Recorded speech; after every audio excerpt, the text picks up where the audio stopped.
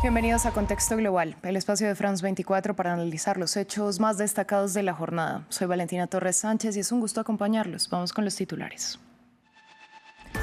Hay máxima expectativa en Venezuela ante la liberación de un gran número de los que son considerados presos políticos. La puesta en libertad fue anunciada por el jefe de la Asamblea Nacional, Jorge Rodríguez, y según el gobierno español, los 5 liberados de nacionalidad española ya viajan hacia Europa. Crece la indignación y continuaron las protestas en Minneapolis luego de que una mujer estadounidense muriera tras ser baleada por un agente de control migratorio.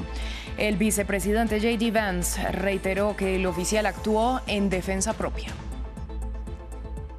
En Irán fue reportado un corte nacional de Internet en medio de las protestas que ya cumplieron 12 días por la crisis económica que ha generado un alza en la ya elevada inflación y un aumento en el costo de la vida.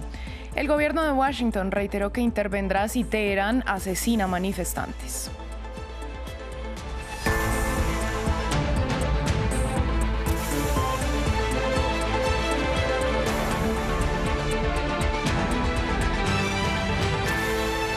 Damos inicio en Venezuela, donde crece la expectativa luego de que el jefe de la Asamblea Nacional, Jorge Rodríguez, informara que un gran número de presos políticos serán puestos en libertad.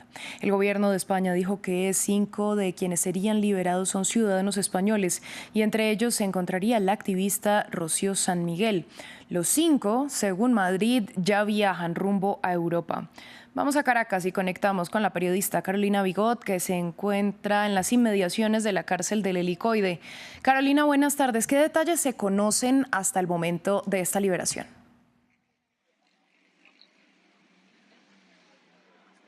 Hola, buenas tardes. Así es, estamos ya en la parte posterior o más abajo de lo que es la entrada del ICOI, del centro pues aquí más grande de presos políticos, porque pues nos han mandado a retirarnos precisamente desde donde sería la salida de las personas que se encuentran o que estarían en liberación para hoy.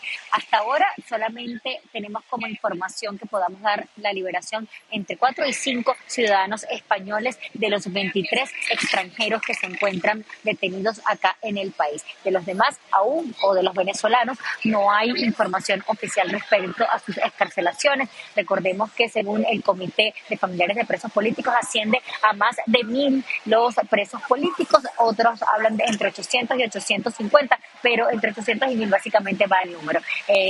Jorge Rodríguez, presidente del Parlamento, dijo aproximadamente a la 1 de la tarde que ya incluso se estaban dando estas liberaciones, pero por lo menos acá en el Helicoide no se ha dado ninguna. Puede ser que también en el interior del país, porque hay 90 centros de reclusión donde se encuentran los presos políticos, incluso cárceles con presos comunes, que eso era una gran preocupación para los familiares porque estaban ligados con, como les dije, presos comunes. Entonces habrá que esperar un poco. Nosotros, por supuesto, estaremos acá a las puertas del Helicoide, un poco realmente más abajo, porque los agentes pues han dicho que abandonemos la entrada principal del Helicoide y estamos acá aproximadamente como a 3-4 cuadras. Si tienes alguna pregunta.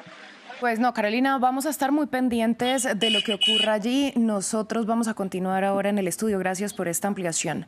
Hay indignación y protestas en Minneapolis tras la muerte de una mujer de 37 años a manos de un agente de inmigración durante un operativo del ICE. El caso desató manifestaciones, enfrentamientos con la policía y un fuerte cruce político, mientras autoridades federales defienden el uso de la fuerza y el estado de Minnesota exige participar en la investigación. Indignación en Minneapolis, luego del asesinato de una mujer de 37 años a manos de un agente de inmigración. La ira de los manifestantes fue evidente. Rechazan los cuestionables métodos del ICE y piden que se haga justicia. Varios plantones han terminado en enfrentamientos con las autoridades. Este es un agente experimentado que siguió su formación y seguiremos dejando que la investigación se desarrolle siguiendo los procedimientos y políticas que ocurren en estos casos de uso de la fuerza. Pero recordamos, los acontecimientos estaban obstaculizando nuestras operaciones policiales, lo cual es ilegal. Y cuando le exigieron y ordenaron que saliera de su vehículo, varias veces no lo hizo. La mujer, identificada como Renee Nicole Good, recibió el miércoles un disparo a quemarropa cuando aparentemente intentaba huir de los agentes que se agolpaban alrededor de su vehículo, el cual, según afirman, les bloqueaba el paso. Un agente del Servicio de Inmigración y Control de Aduanas intentó abrir la puerta del auto de la mujer, mientras otro policía disparó 3 veces contra la camioneta Honda. Trump dijo que la acción del agente fue en defensa propia y J.D. Vance lo eximió de toda culpa. Formar parte de una cadena no justifica que te disparen, pero embestir a un agente con tu vehículo, eso es lo que justifica que te disparen. Por cierto, no es algo bueno, pero cuando obligas a alguien a defenderse, es casi una pregunta absurda. Esa mujer forma parte de una red de izquierdas más amplia para atacar, agredir y hacer imposible que nuestros agentes del ICE hagan su trabajo. La Casa Blanca también excluyó al estado de Minnesota de la investigación, una acción que denunció el gobernador Tim Walz, para encontrar las razones del tiroteo. Solo quiero dejar esto lo más claro posible para todos. Minnesota debe formar parte de esta investigación. Creo que está claro para todos al verlo así que ahora que Minnesota ha sido excluida de la investigación, parece muy difícil que obtengamos un resultado justo. El gobernador también aseguró que la víctima tenía una pareja sentimental y un hijo de 6 años, quienes ahora recibirán una recaudación de fondos de más de $600.000. Vamos hasta Brasil porque el presidente Luis Inácio Lula da Silva vetó este jueves el proyecto de ley que buscaba rebajar la condena a 27 años de prisión del exmandatario Jair Bolsonaro. La iniciativa había sido aprobada por el legislativo en diciembre pasado y al Congreso aún le queda la opción de anular ese veto del jefe del gobierno. La decisión se conoce un día después de que Bolsonaro volviera a la cárcel después de someterse a una serie de exámenes hospitalarios por una caída y un golpe en la cabeza. Se da el mismo día en que se cumplen 3 años de la intentona golpista. El intento de golpe de Estado del 8 de enero de 2023 nos recordó que la democracia no es un logro inquebrantable. Siempre será una obra en construcción sujeta a la constante amenaza de viejos y nuevos aspirantes a dictadores. En nombre del futuro no tenemos derecho a olvidar el pasado. Por eso no aceptamos ni la dictadura civil ni la dictadura militar. Lo que queremos es una democracia que emane del pueblo y para el pueblo, decidida en nombre de la propia democracia. Cambiamos de tema, vamos a Irán, donde fue reportado un corte a nivel nacional del servicio de Internet. Esto durante la jornada número 12 de protestas en contra de la crisis económica que vive el país. Las movilizaciones del jueves se extendieron por más de 100 ciudades y desde Estados Unidos el gobierno Trump reiteró que acudirá en rescate de los ciudadanos si el gobierno de Teherán asesina a manifestantes.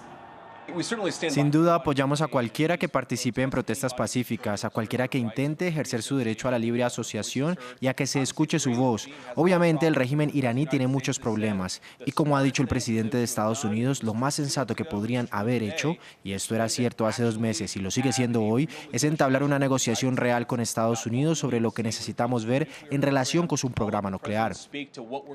Vamos a Siria. Este jueves, por tercer día consecutivo, se registraron enfrentamientos entre el ejército del país y los kurdos de las fuerzas democráticas sirias. Hostilidades que dejaron nuevamente a varios muertos y heridos. El fuego cruzado que inició el martes ha causado el desplazamiento de por lo menos 140.000 personas en Alepo, en el norte de Siria, mientras el ejército emitió nuevas órdenes de evacuación y un toque de queda. El reporte es de Hugo Caro Jiménez. Se intensifica el fuego cruzado en Siria. Este jueves, por tercer día consecutivo, se registraron nuevos enfrentamientos entre el ejército sirio y las fuerzas kurdas en Alepo, al noreste del país, dejando un nuevo saldo de varias personas muertas y heridas. Ambas partes intercambian letales ataques desde el martes mientras sus delegaciones negocian el cumplimiento de un acuerdo que ordena la incorporación de las fuerzas kurdas a las tropas del gobierno de facto de Ahmed al-Sharaa. Cerca de 140.000 personas se han visto obligadas a abandonar sus hogares en los distritos de Alepo en medio de las hostilidades. Y mientras la población kurda en otras partes de Siria y en Turquía ha salido a las calles para condenar las operaciones del ejército sirio. En la ciudad de Kamishli, en el noreste sirio, miles de personas hicieron un llamado de solidaridad. Estamos protestando para pedir a todas las organizaciones, a todos los países que defienden los derechos y a todos los países democráticos que pidan a las otras naciones que se solidaricen con el pueblo sirio, que está siendo asesinado sin motivo alguno. En paralelo, en el sureste de Turquía, los manifestantes exigieron la unidad kurda frente al panorama actual.